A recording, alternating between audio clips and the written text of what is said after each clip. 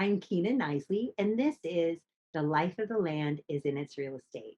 As you know, I am an agent at Keller Williams, and I have an awesome guest today. I have Lisa Smith here with me, who is an interior designer and a stager. So, Lisa, thank you so much for being with us. Tell us a little bit about Thank you yourself. so much. Thank you so much for having me. Well, I am a happily married woman. I am a mom of three terrific kids. I'm originally from South Carolina. My husband and I landed on this magnificent island a few years back, and we are trying to get ourselves established, hopefully permanently here now. And I have been working my way around the island, meeting more um, designers and real estate agents, and I've kind of been making my main focus of design home staging. Oh, great. So, how did you get started in interior design? So, did you grow up as a little girl always wanting to be a designer, or so how did you get started? Well, I'm pretty sure it's in my DNA. Actually, when I was 7, I got a dollhouse for Christmas. And I do come from a family of very artistic people. My dad is a contractor and a builder, and my grandfather was also in the contracting business and paint business. But I had gotten a dollhouse when I was about 7, and it kind of just took off from there. When I received this dollhouse, I didn't have a lot of things to put in it. So I found myself making things. And I would find like scraps of fabric and, cover wooden blocks to make beds. And I would make curtains and all kinds of stuff for the inside, and found myself just decorating, redecorating, decorating. I never really played with the dollhouse. I just decorated it, and it just kind of took off from there. That is great. All right, so with interior design, we all see the magazines as we're, checking out at the grocery store. There's a lot of different trends. So let's talk about the trends that are kind of in right now. Okay, so I picked three to focus on. The first one is peel and stick wallpaper. This is a 2021 trend. It is it's a really great thing if you are renting and you can't put permanent wallpaper up. I think it's great for creating focal points to a room. And it really is cool because this one that I grabbed here is, I don't know if you can see it, but it's a brick pattern. So it looks like a whitewashed brick when you put it up.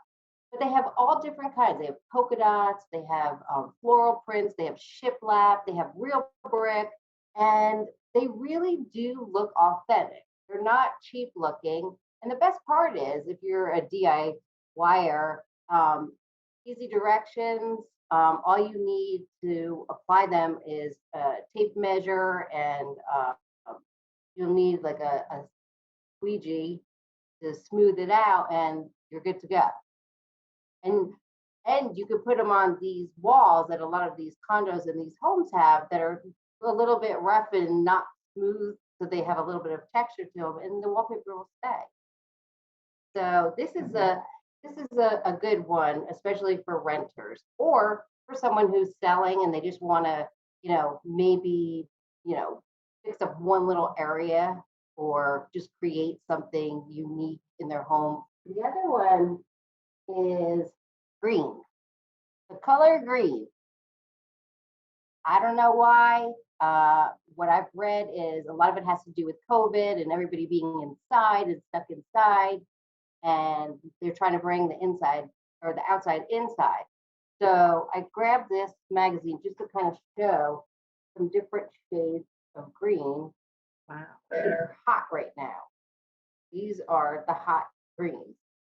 You got all different kinds there. You got olive, and you get like a deep fern, and then you have some sage green. And actually, they're not really showing it here, but emerald green is also a real popular one now. So that's number two. Now, number three are houseplants. They're another big design trend. Um, I don't have a green thumb. This plant I actually borrowed from my daughter, who is much better at not killing them than I am. But they have a lot of different ones now. Like, as you know, ferns are a good house plant. I'm not really sure what this guy is called, but plants that need just minimal water, like this guy. This is another one that's a good house plant because it doesn't need much light and it needs just a little bit of water. Or you could be like me and just grab the faux succulent, Yes, that's what low I'm. maintenance. Yeah. Well, I mean, besides having to dust it every once in a while, totally low maintenance. You don't have to worry about killing it. And here, look, this is my faux, what I call a snake plant. I don't even know what the real name of it is, but this is a real one, and that's the faux one. Yeah. And I think they're coming a long way with these faux plants. I mean, it really looks pretty real, and it will never die. Yeah. So, do you recommend that people focus on trends or not? I think it's a personal choice. I personally don't focus on a trend only because now these trends here are, these are trends that we're seeing now, but to me they've never really went out except for the wallpaper. Wallpaper is definitely, but I don't think plants are, I don't know how you feel or how other designers feel, but I think plants have been around forever. I mean, we're seeing them more and more now. But as far as trends go, I think it's a personal choice. I personally don't like to follow trends because trends are what they are. They come and they go. I feel that if if I'm in my forever home and I'm going to commit that much to creating a space for my forever home, I don't want to follow a trend. I don't want to have to change it or get tired of it in 5 to 10 years. Yes. So, personally, for me, no. But if it's something that works for someone else, then by all means. Um, is that always, I guess, best to go with your personal style? You and I did have a talk about taking our personal style to the limit, and where Yes, it's not quite sellable in the future. So, exactly. what do you recommend if somebody does want to, do their own personal thing to their home? I recommend that you are invested to that style being in that home for you know ever.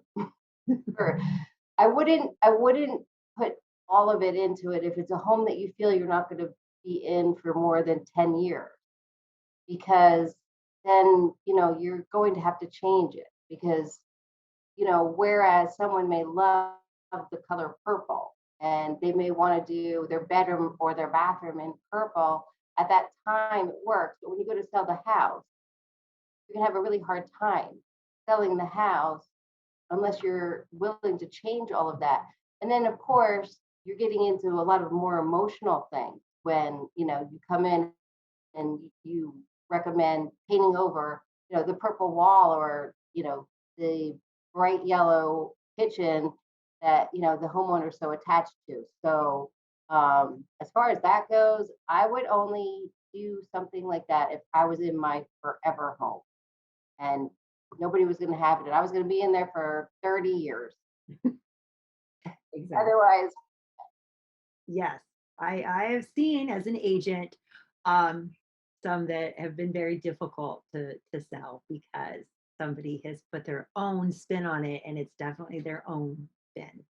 So, what are some of the different styles of design? I know you can. I know in my 20s, in my first home, I had the farm. I had the pigs, the chickens, and the cows in the kitchen. I wanted that farm theme. But what are some other, I no longer have that, just for FYI. What are some of the other design styles that are popular? Well, we're seeing a lot of the farmhouse style. That's a big one. So they've taken the cute cow kitchen and ducks and sunflowers. They've taken that out instead of taking. They've taken the characters out, but they're keeping that farm feel with like more rustic textures, like rustic whitewash or wooden beams, and maybe some of the early American style furniture, like the shaker cabinets are real in now, and ladder back chairs, things that kind of go back to the settlers' time. So I see a lot of that, but then I see it with a little bit of a modern spin to it. They put a little modern spin by adding maybe some more metallics to it. So it kind of gives it a little more interest than just being, your typical grandma looking country kitchen. So that's one. I also see a lot of, I'm seeing a lot more of the Swedish design, more in the contemporary Swedish look, like IKEA, for example, where everything is natural wood. Natural wood, um, there we go again. Everybody wants to bring, everybody's green conscious, environmentally conscious. They want everything to be more natural, earthy looking. So I see a lot of that, and then I also see a lot of mid-century modern. So mid-century modern, not to be confused with contemporary. Contemporary is forever changing. Mid-century modern is what modern is. So I'm seeing a lot of that style. I see, especially in the furniture. I'm seeing a lot of mid-century modern sofas, chairs, tables. It's made a real big comeback, and a lot of people are going towards that style for their home these days because it really kind of goes with the style of the more contemporary home. So the furniture does kind of complement the style of the home. So I would have to say those are probably the top ones that I see. So wow. So what's the best interior if somebody wants to list their house and they want to get top dollar? What's the best interior design that they could come in and do to increase the value of their home? The best is to depersonalize as much as possible is what you want to do. So this is what we do when we think about staging a home. You're taking the personalization of interior design out of the design because you have to appeal to a wider demographic. And so what the idea there is more neutral, more calming, easy colors, um, clean. People are looking to walk into a house and feel a welcoming feeling, but more importantly, they want to feel clean, serene, calm. So I would have to say that we're seeing more homes that are gravitating towards more neutral colors, which a lot of people are like, that's bland, that's boring. I understand that, but you're almost setting up the home with a template already in place. So when that homeowner comes in, it's easy for them, easy to blend their things into that surrounding. Because the idea is you want them to walk into that home and say, I can picture myself living here. I can picture myself cooking in this kitchen. I can picture myself sitting on this sofa with this blanket on me. That's the whole idea. You want to create a scene that applies to a lot of different people, a lot of different buyers. We need to paint over that purple wall, maybe take down the pictures of, grandma and all the grandkids before we list a house. So Yeah. once we've done that, and a lot of homes that I'm listing now are vacant. That's where you come in, and I always call a stager. So what is staging? I know some people have never sold a house or they don't quite understand that when I say, I'm going to get the stager in here. So, what is staging? Basically, in a nutshell, what we do is we come in and we are presenting the home in anticipation for it being put on the market in the real estate marketplace.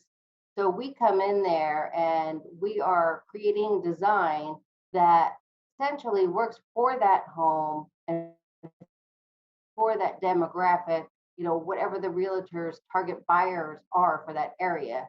My job is to come in and create a home that applies to a wide range of that demographic. So basically, that is what it is in a nutshell. I mean, and like I said earlier, we're going in and we're depersonalizing the design. So while the design is in place and it's a beautiful design that we come up with, it's not specific to one person. We try to make it a design that is something that everybody that walks through that house says, that's me. I love that. Oh, I could see myself here. So do you stage houses that are being lived in, that owner occupied with people's, their own furniture? Do you also come in and kind of add to it, maybe take away? Is that something that you do? Absolutely. I have I've only done a couple of jobs here on island that have been occupied homes. Actually, one of the pictures I think I brought with me, that home was uh, semi-occupied. The homeowner was living in a portion of the home. But yes, there was one where it was a townhome where a mother and daughter lived in. And I mean, I had to go in there and we had to move everything that was not going to work out of the house. And they had quite a lot of religious um, pictures and all over the house from the outside to the bathroom. I mean, we had to come in and depersonalize everything in there. And what I did ended up doing was I ended up bringing in some of my own props and replacing their some of their things with some of my things just to make everything come together. That's always a little bit of a challenge Yeah, working with an occupied home. it is. It is. You got to deal with you got to be sensitive to what they think is in style. Yes. So, from your True. experience, um, does staging help increase the number of offers or the price that outside of this market right now? Because it's yeah. So, Mhm. does it increase the number of offers or the offer price that people are getting? Absolutely. So, research that I've recently come by, because I like to keep updated with the National Association of Realtors. Um, so, this was one of the recent, I want to say this was January 2021. 81% of homes that are staged not only sell faster, but sell for above asking price. So I try to stress to my client, it's, it's not, I mean, of course, it's my business, but I'm here to help you. I want you to sell your house as fast as possible. And I want you to get more than what you're asking for your home. So it has been proven over and over and over again through research that it works. It is worth it. So yeah, so that is my experience also. It's just something about walking into this brightly staged home. So let's go ahead and look at people can kind of to get an idea of how staging can make a listing pop. I know you brought some examples with you. It did. Um, so yeah, so tell us this is the This before. is Yes, this is the home where the gentleman was still living in part of the home. And it was partially vacant and this so you can't tell from this picture here, but the room had quite a lot of light in it. It was actually like a step down into the living room from the kitchen. So I wanted to create something that was kind of more focused on not being a formal living room, but being in between um, a uh, a living room, but kind of like a hangout place too. Like I wanted it to be more cozy. So the next picture that comes up, you'll see what ended up being the end result. And I was very happy with the way this came out and everything. We ended up um, having an offer put on this house in just 2 weeks, and they did end up getting the asking price, which was wonderful because this home was in Hawaii Kai.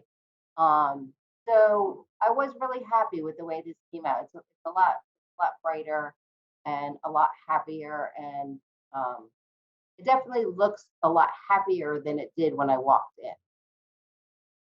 It was pretty sad. The colors just kind of pop.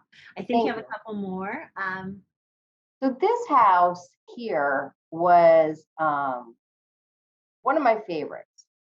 Um, this house here is in Kapolei, and I love the fact that the everything was so fresh. They had just painted it. The baseboards were nice and bright white and everything. And it didn't have such great light here, but on the other side the lighting was great. So I just kind of created some lighting. But I was really, really happy with this house. And this house actually, I was really excited because we had an offer in 24 hours before it actually went on like full listed. The realtor had just put it on his Facebook page, and we had an offer in 24 hours. And this was the fastest house I've ever staged because we staged it and 3 weeks later we were breaking it down. So, and I'm really, really happy with the end result of that one. This is a condo, and this was in a work in progress here. This is actually the master bedroom here, and he had really dark drapes on the windows there. So, as you can see, this is from the view is actually from the kitchen counter through the condo. And as you can see, it's a work in progress. He also has really dark drapes there. And I felt like they really were doing an injustice to the amount of light that this condo could have offered and the view. I mean, part of the view it was part of the parking lot, but if you look over, you could see Pearl Harbor. So it really was a very magnificent view. Wow. So I took the curtains down and I put shears up, and as you can see, huge transformation. Just so much brighter. The master bedroom is just, I would stay there. I mean, I personally would stay there. I felt like so serene. When I went back into the house a couple of weeks later to do my normal thing that I do, a little normal, like a fresh up. I kind of wipe everything down and sanitize again and everything. Um, I had this feeling of, wow, I wish I could just lay on this bed and have a cup of tea right now. That is absolutely gorgeous. So, what are some of your favorite things to stage with? Do you have go-to things you always use? I do. I do. I always go to my friends, my faux plants, like I showed you earlier. I love my plants. These are great. And my other favorite are baskets.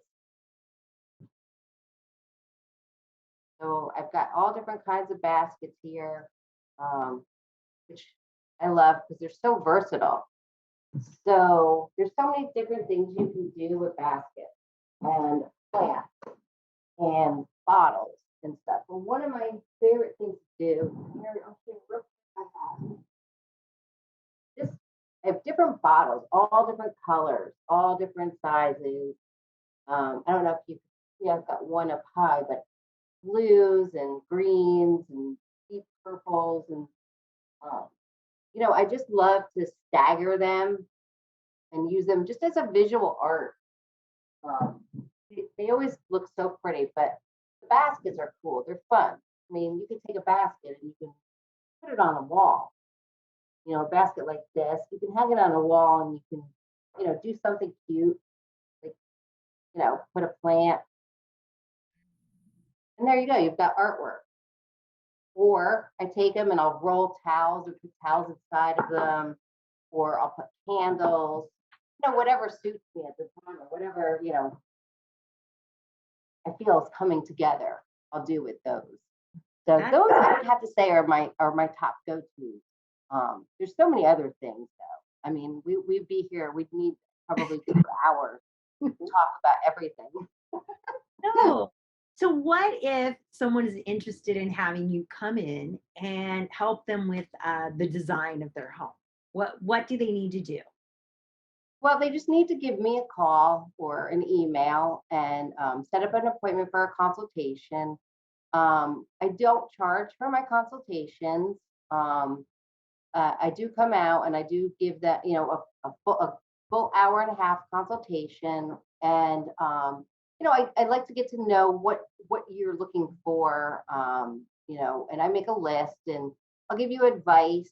I mean, I may come out there and say, you don't need a stager.